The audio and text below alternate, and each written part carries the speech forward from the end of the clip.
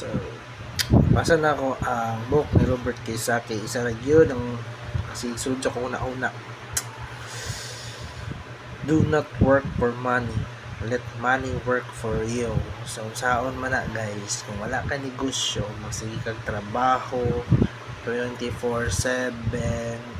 Kapoy man ka, di ka 8 to 5 trabaho ka, then wala, routine na lang nimo sige trabaho, pero kung ka nga na imong sweldo, igora pod nimo pang kinabuhi.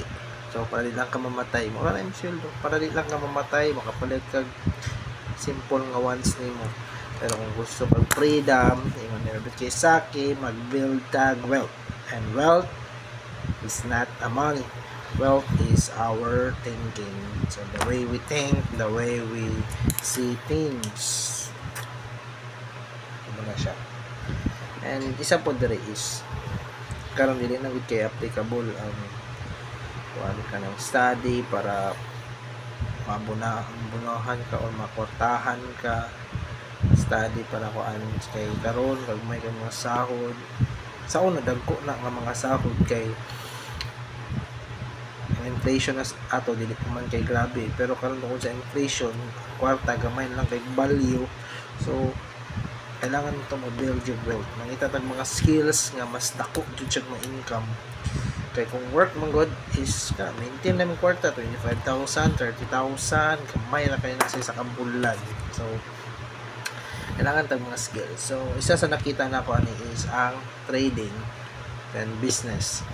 So na-realize pag na ako nagtanaw ko mga movie sa mga trailers o mga na-realize na ako nga dili ka pwede mag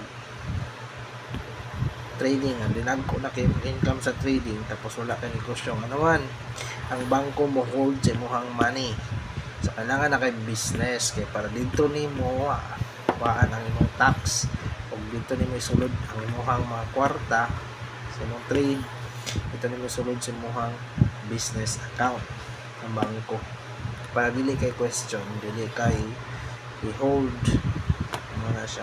Kaya kailangan mo siya tax. Wala may tax po sa ikaw po magkatagkag tax. So maligal ang imong pag-trade.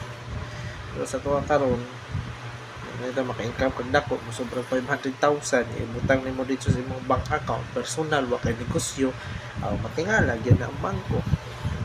So nana karon mag-trade sa ginagmay buhagutan mo pud atong business para maka-income tag dako-dako so maka-business na lang.